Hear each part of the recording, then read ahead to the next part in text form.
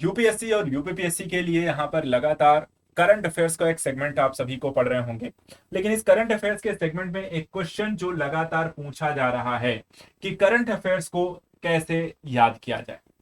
Reason क्या है? क्योंकि आपको इस एग्जाम को देना है मई में। यूपीपीसीएस का भी है, यूपीएससी का भी है, और एग्जाम के लिए 16 से 18 महीने का करंट अफेयर पढ़ना। अब इस करंट अफेयर्स को अगर आपको पढ़ना है 16 से 18 महीने का, आपके पास टाइम है यहाँ पे 3 महीने, और इस 3 महीने में यहाँ पर अगर आपको 15 महीने का करंट अफेयर भी अगर मानकर चलते हैं एक एवरेज या 18 महीने का, तो हर महीने कम से कम 6 महीने का करंट अफेयर्स आपको पढ़ना है। और सिर्फ पढ़ना नहीं है बल्कि उसको रिवाइज भी करना है। तो पढ़ना रिवाइज करने में, वो भी इतना सारा कंटेंट आपको 3 महीने में करना है, तो याद कैसे होगा? देखो, याद करना अपने आप में कोई एक, हम कहें कि समस्या नहीं है। आप इसे अगर सही तरीके से किसी चीज को करें तो कोई भी चीज आपको याद रह सकती है। तो तरीका क्या है, हम इसी को लेकर डिस्कस करेंगे, और इसी को मैंने यहाँ पे नाम दिया है मेमोराइजिंग ट्रिक। तो आज मैं आपको कुछ चीजें बताऊंगा, बहुत कहूंगा कि ये बहुत छोटी छोटी चीजें हैं, लेकिन अगर आप इन्हें फॉलोअप करना शुरू कर देंगे तो रिजल्ट भी आपको मिलना शुरू हो जाएगा, और रिजल्ट इन 3 महीनों में ही आपको चाहिए, और रिजल्ट ये 3 महीने में देगा भी।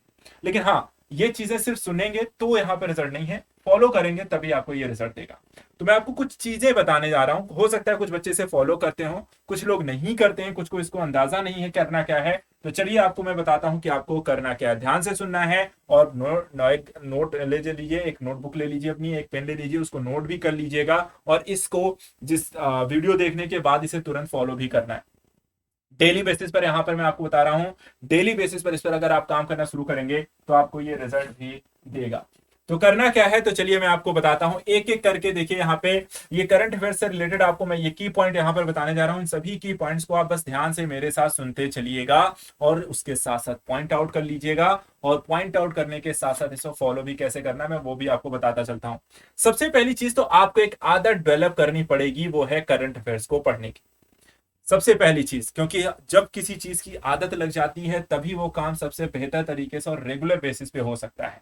तो आदत यहां पर आपको डालनी होगी। अगर आप करंट अफेयर पढ़ने की आदत नहीं है, रेगुलर बेसिस पे आप इसे फॉलो नहीं करते हैं, तो आज से संकल्प बांध लीजिए, आपको डेली समय देना है, ताकि आप इसे एक आदत के रूप में, हैबिट के रूप में से डेवलप करेंगे। करंट अफेयर्स पढ़ना ही पढ़ना है। कुछ और पढ़ रहे हैं नहीं पढ़ रहे हैं, कोई और टॉपिक रेगुलर पढ़ते हैं कि नहीं पढ़ते हैं, लेकिन करंट अफेयर्स को यहाँ पर डेली पढ़ने की एक आदत आपको सभी को डालनी है। जब तक करंट अफेयर्स आप डेली पढ़ना नहीं शुरू करोगे, ये चीजें आपको याद नहीं होंगी। तो आज से यहाँ पर आपको एक कॉन्सेप्ट ध्यान में रखना है कि पहली चीज जो है वो आपको डेवलप करनी है कि करंट अफेयर्स को मुझे डेली पढ़ना है। अब डेली पढ़ना है तो यहाँ पर देखिए, रीड करना है, पढ़ना ही पढ़ना नहीं है, क्योंकि जितना पढ़ोगे वो याद नहीं होता है। पढ़ने के साथ साथ थोड़ा सा यहाँ पे अपने दिमाग को, अपने हाथों को, अपने पेन को, अपने नोटबुक को थोड़ा सा यहाँ पर यूज करना है। तो वहां पर अपना राइट डाउन करते चले। राइट डाउन क्या करेंगे, कोई भी करंट अफेयर्स के टॉपिक को थोड़े से उनके आप की पॉइंट बनाना शुरू कर सकते हैं। की पॉइंट बनाना, ठीक है, उनके की पॉइंट्स आप बना सकते हैं, उनको अपनी नोटबुक पर यहाँ पर लिखते चलें। और उसके बाद फिर यहाँ पर जब आप रीड करेंगे, रीड करने के बाद उनके की पॉइंट्स को नोट करेंगे, और नोट करने के बाद फिर उनको रिवाइज करेंगे। देखिए, जब तक आप किसी चीज को बार बार नहीं देखते हैं तो वो चीजें रिवाइज्ड नहीं होती हैं, वो चीजें याद नहीं होंगी। तो याद करने के लिए पहली तो इसे आदत में लेकर आनी पड़ेगी। दूसरा, यहाँ पर रीड, राइट, रिवीजन, इन 3 प्रोसेस से गुजरना पड़ेगा। पहले एक बार आपने उसे पढ़ा, फिर उसके पढ़ने के बाद आपको समझ में आया कि हाँ, इसमें क्या क्या चीजें आ सकती हैं, क्या क्या चीजें आ सकती हैं। वहां पर इंपॉर्टेंट देखिए, प्रीलिम्स फैक्ट के लिहाज से आपको चीजें देखनी है। तो प्रीलिम्स में हमें क्या पूछा जाता है कि कोई चीज कहाँ हुई, किसके द्वारा हुई, कौन सा व्यक्ति, पद, स्थान, क्षेत्र, डेट, ये सारी चीजें आपको पूछी जाती हैं। उनका पक्ष, विपक्ष, लाभ, हानि, ये सारी चीजें आपको एग्जाम में प्री में नहीं आती हैं। तो इन पॉइंट्स को हटा देना है, इनको नहीं पढ़ना है। करंट अफेयर्स में आपको ध्यान में क्या रखना है, जो आपको फैक्ट चीजें हैं उन फैक्ट को यहां पर आपको नोट करना है। तो वही आपको की पॉइंट रहेंगे, और उन्हीं की पॉइंट को नोट करना है। और उन की पॉइंट्स को नोट करने के बाद फिर आपने जो नोटबुक में यहाँ पे अपने की पॉइंट्स बनाए हैं उन्हीं को यहाँ पर आपको रिवाइज करना है। तीसरा काम क्या करना है, अब इसके लिए समय कितना दिया जाए, तो समय आपको कम से कम मानकर चलिए 2 घंटे। अगर आप थोड़ा और टाइम दे सकते हैं तो मैं कहूंगा 3 घंटे आप इसे डेली बेसिस पे देना शुरू करिए। 2 से 3 घंटे आप करंट अफेयर्स को आदत के रूप में यहाँ पर डेली यहाँ पर अपने शेड्यूल्स में डाल लीजिए कि मुझे 2 से 3 घंटे यहाँ पर डेली देना है। क्योंकि देखिए, इसमें लगेगा टाइम, क्योंकि रीड भी करना है, राइट भी करना है, रिविजन करना है, और ये प्रोसेस करना ही करना है। अगर आपको कहना है कि ना मुझे करंट अफेयर्स याद नहीं हो रहा है, तो याद होगा, लेकिन इसके लिए आपको टाइम भी देना पड़ेगा और इस प्रोसेस को फॉलो करना पड़ेगा। मैं कुछ और चीजें आपको बताऊंगा जिससे ये जो रीड राइट और रिवीजन वाला प्रोसेस है ये हो सकता है आपको बोरिंग लगने लगे, हो सकता है आपको थोड़ा टाइम टेकिंग लगने लगे, हो सकता है आपको यहाँ पर थोड़ा सा रिजल्ट इसका हो सके कि सर इतनी मेहनत क्यों करनी है, मैगजीन में छपा छपाया आता है उसी को पढ़ लेते हैं उसी से काम हो जाता है। लेकिन उसका भी काम देखिए, उसमें मैगजीन्स जो आ रही हैं वो कई बार यूपीएससी ओरिएंटेड बहुत सारी मैगजीन आती हैं जिसमें पक्ष विपक्ष लाभ हानि बहुत सारे मुद्दे यहाँ पर आपको जोड़ दिए जाते हैं। जो मेन्स ओरिएंटेड यहाँ पे कंटेंट ज्यादा है, प्री ओरिएंटेड कंटेंट यहाँ पर कम आता है। तो यहाँ पर आपको ध्यान रखना है कि उन मैगजीन में भी आपको ये काट छाट करनी पड़ेगी। वहां पर मैंने जो बताया आपको की पॉइंट्स आपको प्रिलिम्स वाले निकालने पड़ेंगे और वहां पर भी यही काम आपको करना पड़ेगा। अगर आप नोट नहीं कर पा रहे हैं तो वहां पर भी कम से कम हाईलाइट जरूर कर लें। मैं कहूंगा हाईलाइट जरूर कर लें, उनकी पॉइंट्स को आप हाईलाइटर ले लीजिए, उनको नोट डाउन कर लीजिए और उनको हाईलाइट या फिर कर लीजिए और उनको बार बार रिवीजन करना है। लेकिन इसके साथ साथ कुछ आप ऐसा काम कर सकते हैं जो आपको रिवीजन के लिए अच्छा कर सकता है। वो ये है कि जिसे आप इस बार अगर आप एग्जाम दे रहे हैं उनके लिए तो चलिए ये वाला पॉइंट मैं अभी फिलहाल लिए हटा दूंगा, लेकिन मैं ये पॉइंट यहाँ पर इसलिए ऐड कर रहा हूँ वो बच्चे जिनको अगले साल का एग्जाम देना है, आप देखिए यहाँ पर मंथली और या तो आप डेली बेसिस करंट अफेयर पढ़ना शुरू करिए या फिर कम से कम मंथली बेसिस के यहाँ पे कोई मैगजीन आप जरूर फॉलो करिए।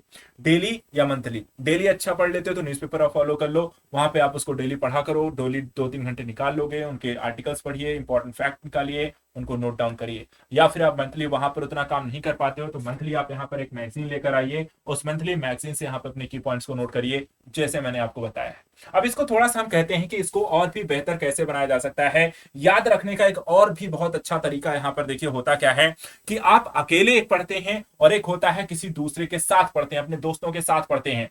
बहुत अच्छा एक तरीका यहाँ पर होता है कि जब आप कोई चीज पढ़ते हैं उसको पढ़ने के साथ साथ यदि आप उसे किसी को पढ़ा दे तो वो चीजें आपको ज्यादा अच्छे तरीके से याद रहती है। तो आप ऐसा भी कर सकते हैं कि आप अपने दोस्तों का एक ग्रुप बनाइए, आप यहाँ पर उस टॉपिक पर ग्रुप डिस्कशन भी कर सकते हैं कि आपने अलग अलग टॉपिक यहाँ पे ले लिया और उस टॉपिक को लेकर कहा कि इसे पढ़ के आना है, फिर आपने शाम को 1 घंटे 2 घंटा आपने पढ़ा और 1 घंटा यहाँ पर मिलकर के बैठ के उस टॉपिक को यहाँ पर आपस में डिस्कस कर लिया, सबको एक एक दो टॉपिक यहाँ पर बोलने का मौका मिल गया और इससे आप दोनों सबका यहाँ पे एक रिवीजन हो जाए। तो एक ग्रुप डिस्कशन बहुत अच्छा टॉपिक होता है जहां पर आप चीजों को सुनते हो, अपनी बातों को शेयर करते हो, चीजों को अच्छे से पढ़ते हो, उसकी पॉइंट निकालते हो और वो एक अच्छा हो। या फिर ये भी हो सकता है कि आप डेली बेसिस पे कुछ कुछ टॉपिक को यहाँ पर किसी और को पढ़ाते रहिए, टीच समवन, दूसरों को पढ़ाएं। ये 2 तरीके बहुत यहाँ पर इफेक्टिव रहते हैं किसी चीज को याद करते रहने का। अगर इनमें से आप किसी में भी यहाँ पर बेहतर हैं तो आप इसे जरूर अपनाइए। या तो एक ग्रुप डिस्कशन के थ्रू आप इसे अब लेकर चल सकते हैं या किसी को पढ़ा सकते हैं। अगर कोई भी है, छोटा बच्चा है या फिर कोई कॉम्पिटिटिव एग्जाम के से रिलेटेड है या फिर आप ही के ग्रुप के हैं तो आप उन्हें यहाँ पर जरूर थोड़ा बहुत यहाँ पे जानकारी दें और इसे आप थोड़ा सा ज्यादा इंटरेस्टिंग बना सकते हैं। क्योंकि देखिए माइंड क्या होता है ना, माइंड को अगर थोड़ा सा इंटरेस्टिंग चीजें बनाकर दी जाए वो उसे ज्यादा बेहतर तरीके से याद रहती हैं। तो इसके लिए आप क्या कर सकते हैं, कोई भी चीजों को आप स्टोरी टेलिंग माध्यम से बताएं। कोई भी कहानी है, कोई भी कह सकते हैं कि आपको सबसे अच्छा तरीका क्या होता है याद रखने का कि उसको स्टोरी बना ले, स्टोरी टेलिंग करना, किसी को कहानी के रूप में किसी चीज को बताना याद रखने का सबसे अच्छा तरीका होता है। स्टोरी अगर आपको हो सकता है लंबी अगर लग रही है तो आप यहाँ पे उसके ग्राफिक्स बना सकते हैं, सिनॉप्सिस बना सकते हैं, किसी इमेज से आप उसे इंटरलिंकिंग मेथड कर सकते हैं। सिनॉप्सिस में छोटे छोटे की बिंद हमने बना लिया, उसका कोई इमेज यहाँ पर किसी ग्रुप या संस्थान का बना लिया, उससे यहाँ पर हमने कुछ सिनॉप्सिस थ्रू चीजें बना ली या उसका कुछ ग्राफिक्स यहाँ पे बना लिया या माइंड मैप जैसी चीजें बना ली या इंटरलिंकिंग का प्रोसेस हमने यहाँ पे अपना लिया। और ये सारे जो मेथड हैं ये आपको किसी भी चीज को याद रखने के सबसे अच्छे मेथड हो सकते हैं। क्योंकि दिमाग कैसे काम करता है, दिमाग चित्रों में काम करता है, इमेजेस यहाँ पर हमें सबसे ज्यादा बेहतर तरीके से याद रहती हैं। और इसी कारण आप देखिए आपको डेट भूल सकते हो, किसी का यहाँ पर फोन नंबर भूल सकते हो, किसी का आप कह सकते हैं कि फैक्चुअल डेटा भूल सकते हो, लेकिन किसी व्यक्ति को देख लेना, किसी इमेज को देख लेना, किसी मूवी को देख लेना, वहां पर वो चीजें आपको ज्यादा अच्छे तरीके से याद रहती हैं। तो माइंड क्या होता है, हमेशा इमेज को ज्यादा बेहतर तरीके से याद रखता है। तो मैं कहूंगा अगर आप उसी चीज को किसी ग्राफिक्स में ढाल लेते हैं, कोई एक सिनॉप्सिस उसकी बना लेते हैं, कोई इमेज क्रिएट कर लेते हैं या किसी चीज से उसे इंटरलिंक करके पढ़ते हैं, स्टोरी अगर टेलिंग कर सकते हैं तो ये सबसे बेहतर तरीका होता है। और इसके लिए भी आपको ज्यादा कुछ करना नहीं है, यहाँ पर भी आप किसी टॉपिक इत्यादि को लेकर के अपने फ्रेंड्स को बीच यहाँ डिवाइड कर सकते हैं। और यहाँ पर इस तरीके से अगर आप 5-7 लोग हैं, एक एक टॉपिक डिवाइड करते हैं तो 5-7 टॉपिक आपके सबके डिवाइड हो जाएंगे, उसको आपस में एक्सचेंज कर लीजिए और वहां पर उसको पढ़िए, वो बहुत अच्छे तरीके से याद हो जाएगा। और ये सबसे बेटर तरीके होते हैं अगर आपको, मैं कहूंगा इन की पॉइंट्स को अगर आप फॉलो करें, इनमें से जो भी चीजें आपके लिए बेटर है, मैं कहता हूं ये हर एक पॉइंट अपने आप में यहाँ पर एक ऐसे पॉइंट्स हैं जो आपको करंट अफेयर्स से रिलेटेड सारी समस्याओं का समाधान कर सकते हैं। लेकिन यहाँ पर फॉलो करना आपका काम, और इसमें कौन सी चीजें आपके लिए बेटर हैं वो आप यहाँ अपना सकते हो। अगर ये सारी चीजें आप अपनाते हो तो मैं कहूंगा आपके लिए जो ये समस्या है, इस समस्या का समाधान हो गया। मेमोराइजिंग मैंने यहाँ पे जो ट्रिक्स बताई हैं, आप अगर इसे फॉलो करोगे तो कैसे याद करें, आज के बाद आपका ये जो क्वेश्चन है इसका समाधान हो गया। अगर आपको यहाँ पर इससे रिलेटेड कोई अन्य समस्या आती है तो मुझसे आप पूछ सकते हैं। मैं आपको और भी करंट अफेयर से रिलेटेड ऐसी चीजों के बारे में बताऊंगा जो आपके लिए यहाँ पर हेल्पफुल रहेगी। अगर अदर कोई टॉपिक है एग्जाम से रिलेटेड है, कहीं पर आपको कोई दिक्कत आ रही है तो आप मुझे कमेंट में जरूर बताएं। मैं उन चीजों के बारे में आपके साथ डिस्कस करूंगा और उसको पढ़ने के बारे में आपके एग्जाम से रिलेटेड यहाँ पर चीजों के बारे में आपकी समस्याओं का समाधान करूंगा।